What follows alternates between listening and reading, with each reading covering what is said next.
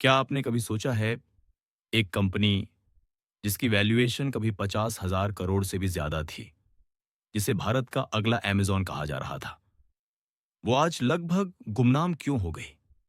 Snapdeal, कभी हर घर का नाम, लेकिन अब ज्यादातर लोगों को याद भी नहीं कि आखिरी बार इससे कुछ कब खरीदा था। क्या ये सिर्फ एक बिजनेस फेलियर है या इसमें छुपा है एक ऐसा सबक जो हर उद्यमी को जानना चाहिए? चैप्टर 1, सपने की शुरुआत। साल 2010। दिल्ली के दो बचपन के दोस्त कुणाल बहल और रोहित बंसल आईआईटी नहीं गए, लेकिन बिजनेस दिमाग गजब का। कुणाल ने व्हार्टन यूनिवर्सिटी यूएसए से पढ़ाई की और वहीं ई कॉमर्स का सपना देखा। भारत लौटकर दोनों ने स्नैपडील की शुरुआत की, लेकिन ध्यान रहे, स्नैपडील की शुरुआत ऑनलाइन शॉपिंग साइट के रूप में नहीं हुई थी। ये एक कूपन और डील्स वेबसाइट थी, ग्रुपन की तरह। टैगलाइन, ब्रांड वाले प्रोडक्ट्स, डिस्काउंट वाले प्राइसेस, लोग पागलों की तरह डील्स खरीदते थे। Gym membership, restaurant vouchers, spa offer. धीरे धीरे स्नैपडील ने मार्केटप्लेस मॉडल में कदम रखा। अब सिर्फ डील्स नहीं, बल्कि लाखों प्रोडक्ट्स बिकने लगे। उस समय भारत का ऑनलाइन शॉपिंग मार्केट बस उड़ान भर रहा था। फ्लिपकार्ट और अमेज़न शुरुआती दौर में थे, लेकिन स्नैपडील ने पहले ही लाखों सेलर्स को ऑनबोर्ड कर लिया था। चैप्टर 2, तेजी से ऊंचाई। 2013-2015, फंडिंग की बरसात। ईबे, सॉफ्टबैंक, अलीबाबा, सबने निवेश किया। सिर्फ सॉफ्टबैंक ने $727 मिलियन लगाए। 2016 तक स्नैपडील की वैल्यूएशन 6 अरब 500 करोड़ डॉलर, ठीक 50,000 करोड़ रुपए पर पहुंच गई। 6 लाख से ज्यादा सेलर्स, 35 मिलियन प्रोडक्ट्स, 6,000 से ज्यादा एम्प्लॉय। स्नैपडील के TV ad, hoardings, cricket sponsorship, हर जगह नाम था। कुणाल और रोहित का कहना था, हम इंडिया का सबसे बड़ा मार्केटप्लेस बनाएंगे। न अमेज़न, न फ्लिपकार्ट, सिर्फ स्नैपडील। कंपनी ने नया लोगो और टैगलाइन लॉन्च की, अनबॉक्स जिंदगी। ऐसा लग रहा था कि स्नैपडील ही अमेज़न को टक्कर देगा।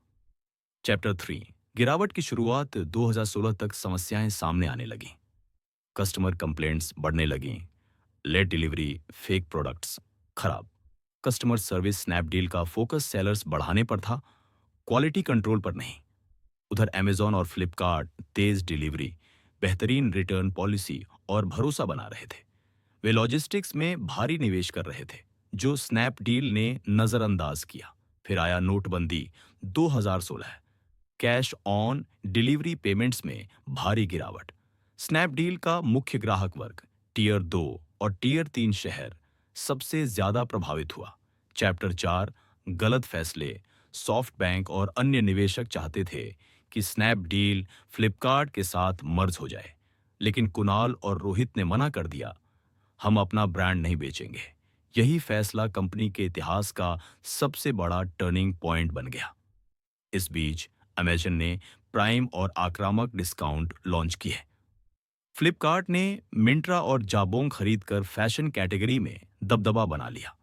स्नैपडील ने भी बड़ा कदम उठाया। फ्री चार्ज को 2,400 करोड़ से 2,800 करोड़ तक खरीदा, मोबाइल पेमेंट मार्केट में एंट्री के लिए। लेकिन पेटीएम और फोनपे ने बाजार पर कब्जा कर लिया। 2017 में स्नैपडील को फ्री चार्ज सिर्फ 385 करोड़ में एक्सिस बैंक को बेचना पड़ा, 85% का नुकसान। चैप्टर 5, कंपनी का क्रैश। 2017 तक स्नैपडील की वैल्यूएशन 50,000 करोड़ से गिरकर सिर्फ 3,000 करोड़ रह गई। 6,000 से ज्यादा एम्प्लॉय में से आधे की नौकरी चली गई। सेलर्स प्लेटफॉर्म छोड़ने लगे। कस्टमर ट्रस्ट लगभग खत्म हो गया। कुणाल और रोहित ने लॉन्च किया स्नैपडील 2.0। अब फोकस सिर्फ लो कॉस्ट प्रोडक्ट्स पर। अमेज़न, फ्लिपकार्ट की रेस छोड़ दी। टारगेट, भारत का बजट शॉपर। चैप्टर 6, आज का स्नैपडील। स्नैपडील अब भी एक्टिव है। 60 लाख से ज्यादा प्रोडक्ट्स, 5,000 से ज्यादा शहरों में पहुंच, लेकिन प्रीमियम कैटेगरी छोड़ दी। अब खुद को वैल्यू फोकस्ड मार्केटप्लेस कहता है। दिसंबर 2021 में आईपीओ लाने की कोशिश की, लेकिन दिसंबर 2022 में मार्केट कंडीशंस के कारण वापस ले ली। चैप्टर 7, सीख क्या है? एक क्वालिटी कंट्रोल के बिना ग्रोथ टिकती नहीं। दो, फंडिंग के साथ ऑपरेशंस और लॉजिस्टिक्स में निवेश जरूरी। तीन, मार्केट बदलने पर स्ट्रैटेजी भी बदलनी चाहिए। चार, ईगो ड्रिवन डिसीजन जैसे मर्जर रिजेक्ट करना महंगा पड़ सकता है। स्नैपडील की कहानी सिखाती है बिजनेस सिर्फ पैसे और फंडिंग से नहीं चलता। उसके लिए विजन, कस्टमर ट्रस्ट और सही समय पर सही फैसले जरूरी हैं। कभी भारत का अगला अमेज़न कहलाने वाला स्नैपडील आज सर्वाइवल की लड़ाई लड़ रहा है। लेकिन कहानी यहीं खत्म नहीं हुई। शायद स्नैपडील फिर से उठे, और अगर नहीं तो इसकी गलतियां हमारी सीख बन जाएं।